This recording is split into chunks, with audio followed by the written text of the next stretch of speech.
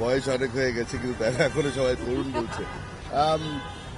আশা করছি যে নতুন প্রজন্মের জন্য আমরা তাদের আওয়াজ হিসাবে দাঁড়াতে পারবো, আর চেষ্টা করব প্রতিটা জেনারেশনেরই যারা যারা ভোট দিয়েছে আমাদের জন্য তাদের সকলের পক্ষে কথা বলার চেষ্টা করবো। এমপ্লয়মেন্ট সবচেয়ে বড় হচ্ছে গিয়ে আমাদের, সবচেয়ে বড় জিনিসটাই হচ্ছে গিয়ে এমপ্লয়মেন্ট। আমাদের বর্তমানে যে তরুণরা আছে তারা গ্র্যাজুয়েট করতে পারছে, কিন্তু গ্র্যাজুয়েট করার পরে চাকরি পাচ্ছে না।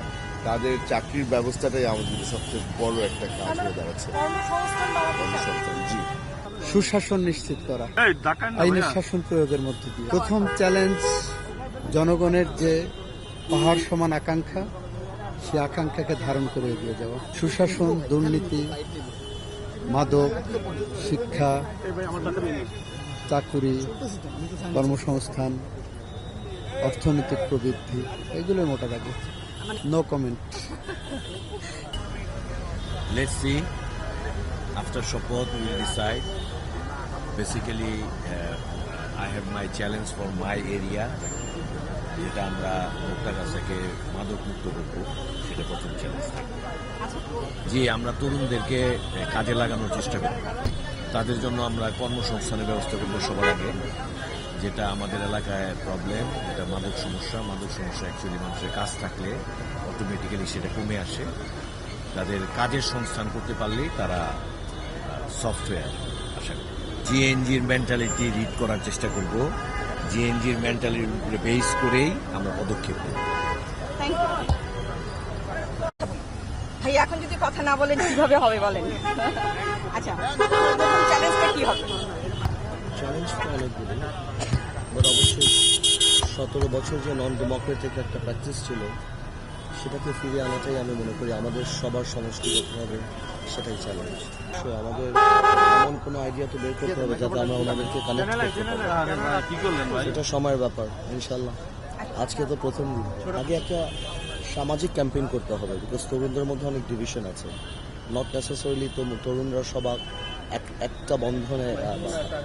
আমার মনে হয় সামাজিক অনেক কাজ আমাদের করতে হবে, to bring them under one platform. তারপর ওর উপর ভিত্তি করে আমরা নেতৃত্ব কীভাবে দেবো সেটা মাথায় পাবো। ঠিক আছে না? ইনশাআল্লাহ আমি মনে করি তারেক রহমান সাহেবের যে জেস্টার দেখা গিয়েছে গতকালকে, যেভাবে উনি শফিক সাহেবের বাসায় গিয়েছেন, নাহিদ সাহেবের বাসায় গিয়েছেন, আমি মনে করি এটা একটা ওয়ান্ডারফুল জেস্টার। সেখান থেকে আমি শিওর যে আমাদের সবার মধ্যেই এই রিফ্লেকশন হবে। আমাদের জনগণের তাদের আস্থায় থেকে তাদের কল্যাণে কাজ করে যাবে, এটাই বাস্তবতা। এখন হয়তো কিছু কিছু জায়গায় চ্যালেঞ্জ আসবে, যে চ্যালেঞ্জটা আমাদেরকে মোকাবেলা করতে হবে। এই আর আমরা তরুণদের ব্যাপারে আমাদের তো অবশ্যই অনেক চিন্তা মাথায় রেখে আমাদের কাজ করতে হবে। তরুণ সমাজ যদি এগিয়ে না যায় তাহলে তো আমরা পিছিয়ে পড়বো, জাতি পিছিয়ে পড়বো। কাজে সেই তরুণদেরকে এগিয়ে নেওয়া যাওয়ার জন্য যে সুন্দর পরিকল্পনা আমাদের দরকার, যেমন এখন আপনার 5Gর যুগ, আমরা এখন ইন্টারনেটের যুগ, এই জায়গাগুলো যদি আমরা প্রপারলি ইউজ করতে পারি এবং তাদের যদি আমরা সেই জায়গাগুলো দিতে পারি, তাহলে আমরা হয়তো অনেক কিছু করতে পারবো। এবং তাদের যে সমস্ত জায়গায় অ্যাড্রেস করার দরকার এবং তাদের যে চাহিদাপত্রগুলো আছে সেগুলো আমরা দেখবো, দেখে কাজ করতে হবে আমাদের। আমার মনে হয় যে আমরা যেহেতু একসঙ্গে একটি যুদ্ধ করে, একসঙ্গে একটি আন্দোলন করে একটা পরিবর্তন এনেছি, সেই পরিবর্তন একসঙ্গে আন্দোলন করে যদি একটা পরিবর্তন আনতে পারি, তো একসঙ্গে থেকে আমরা একটি দেশ গড়তে পারবো। আর দেশের মানুষের সেটাই চাহিদা, সেই চাহিদা অনুযায়ী আমরা কাজ করবো। জনগণ যা চায় আমরা জনগণের বাইরে যেতে পারবো না। দেখেন, রাষ্ট্রের সমস্ত ক্ষমতার উৎস হলো জনগণ, আর জনগণ হ্যাপি আমরা হ্যাপি, জনগণ আনহ্যাপি আমরা আনহ্যাপি। সো দ্যাট আমাদের একসঙ্গে কাজ করতে হবে। প্রত্যাশা অনেক, দেশের জন্য কাজ করতে হবে, এলাকাবাসীর জন্য কাজ করতে হবে, কিন্তু অনেক ভাই ব্যথা পাবেন। দোয়া করবেন যাতে দেশবাসী যে দায়িত্ব আমাদেরকে দিয়েছে সেই দায়িত্ব আমরা পালন করতে পারি। রাস্তায় প্রচুর ট্রাফিক, এই জন্য আমি দেখলাম যে নির্দিষ্ট সময় আসতে গেলে আমাকে মোটরযান নিতে হবে, এই জন্য এই মোটরসাইকেল চলে আসলাম। কত দ্রুত আসতে পারলেন?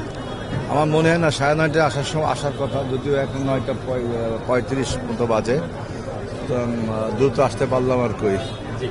আচ্ছা, এতদিন আমরা জাতীয় সংসদের একটা টেলিভিশন আছে, সেটাতে আমরা দেখতাম যে মিউট করে রাখে বেশিরভাগ মানুষ। এই সংসদে কি আমাদের মিউট করে রাখতে হবে নাকি আমরা সাউন্ড বাড়িয়ে? সবে আর্গুমেন্ট, ডিবেটস এবং প্রাণবন্ত হবে, সংসদটা খুব ভাইব্রেন্ট হবে, অর্থাৎ সবাই আপনার টেলিভিশনটা দেখবে। জাতীয় সংসদ টেলিভিশন এখন খুব পপুলার চ্যানেলে পরিণত হবে ইনশাআল্লাহ। নির্বাচিত সংসদ, জনগণের নির্বাচিত সংসদ হচ্ছে না, জনগণের নির্বাচিত সংসদ, জনগণের নির্বাচিত প্রতিনিধি, নির্বাচিত সরকার, জনগণের কাছে দায়বদ্ধ থাকবে। বাংলাদেশের রাজনৈতিক, সাংবিধানিক, গণতান্ত্রিক অধিকার মালিকানা ফিরে পাবে, এটাই প্রত্যাশা, আমরা আশা করি।